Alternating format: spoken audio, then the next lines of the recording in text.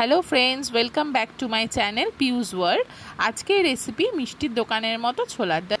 আচ্ছা, প্রথমে আমরা ছোলার ডাল আর আলুটাকে প্রেসার কুকারে নুন আর সামান্য হলুদ আর কাঁচা লঙ্কা দিয়ে একটু সেদ্ধ করে নেব ভালো করে। এরপর আদা ও কাঁচা লঙ্কা পরিমাণ মতো একটু ক্রাশ করে নেব, যতটা পরিমাণ যার যেরকম লাগবে।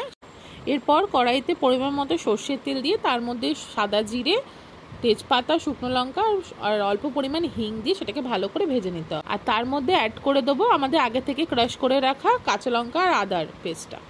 এরপর কেটে রাখা টমেটোটা অ্যাড করে দেবো।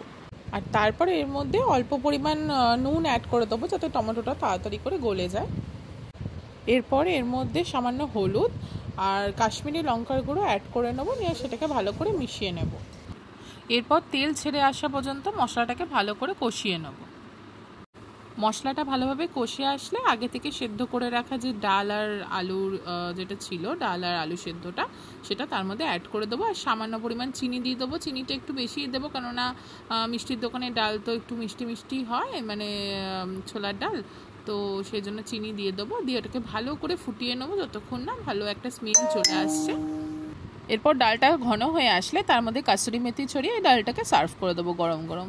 আর এর সাথে ছিল ফুলকো ফুলকো হিঙের কচুরি।